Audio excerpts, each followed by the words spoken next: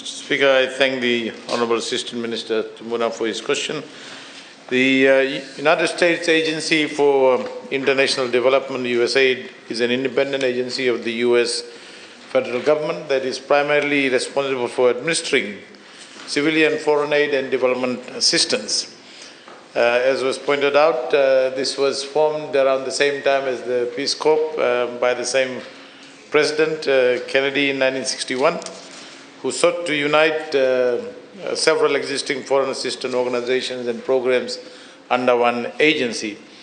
USAID became the first US foreign assistance organization, Mr. Speaker, whose primary focus was long-term socio-economic development. USAID is one of the largest official aid agencies in the world and accounts for more than half of all US foreign assistance. As an official component of US foreign policy, USAID operates subject to the guidance of the President, Secretary of State, and the National Security Council. It has missions in over 100 countries, primarily in Africa, Asia, Latin America, the Middle East, and Eastern Europe. In July 2022, the Biden-Harris administration announced the US government's commitment to deepen its cooperation in the Pacific region, and one of the commitments included the opening of the USAID Pacific Regional Mission in Suva by 2023. So on 15th August 2023, during the visit of US Aid Administrator, Ms. Samantha Power, a soft launch of the USAID office was held at the US Embassy pending the finalization of the bilateral framework agreement which formally establishes the USAID. The organization has ongoing engagements with various government agencies and local partners on initiatives such as providing support for municipal elections, technical support on climate change, meeting obligations under Paris Agreement, expansion of digital connectivity, cybersecurity partnership, modernizing Fiji's digital policies and cybersecurity measures, and supporting loan facility to finance micro, small and medium enterprises to further stimulate sustainable economic growth.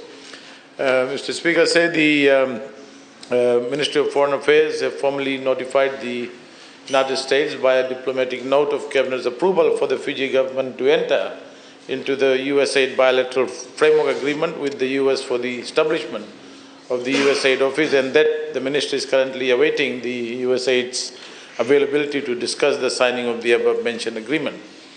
The bilateral framework agreement is the standard agreement the US enters into with countries that host USAID offices around the world. The agreement contains provisions pertaining to the granting of diplomatic immunities and privileges to US personnel, their family members employed by the USAID, including exemptions from tax, customs duties, and other similar charges. Benefits of hosting the USAID office, Mr. Speaker, is obvious. Opens up opportunities to enhance the level of bilateral cooperation between US and Fiji and improve Fiji's access to US development assistance. The office is going to be the Pacific office, Mr. Speaker, and it will serve Kiribati, Nauru, Samoa, Tonga, Tuvalu, RMI, FSM, and Palau.